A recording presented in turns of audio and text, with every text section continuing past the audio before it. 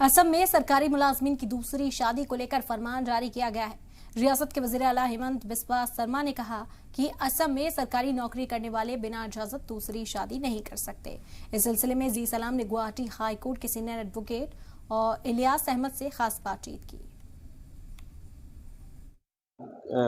पर्याप्त root connectivity दो, जो जहाँ ब्रिज होना चाहिए ब्रिज दो, और बेरोजगारी खत्म करो, इंडस्ट्री दो, शिक्षा दो, स्वास्थ्य दो, और जितने समस्या है बाहर का जो समस्या है उनका समाधान करो।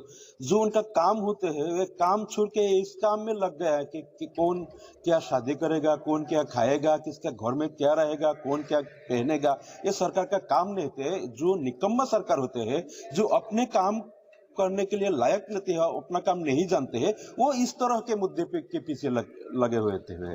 तो ये भी एक बहुत शर्म की बात है और इसके लिए हम शर्मिंदा है। सरकारी नौकर जो भी नौकरी करते हैं वो अगर दूसरा शादी करना चाहते हैं या वैसा कुछ है तो ये पहले से ही कानून मौजूद है कि वो गवर्नमेंट से परमिशन लेना जरूरी है।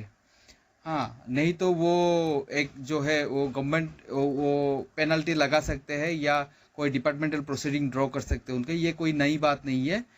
इसको ही जो है मुख्यमंत्री, मुझे पता नहीं क्यों मुख्यमंत्री फिर से ये बात दोहरा रहे हैं, या ये कोई नई बात नहीं है।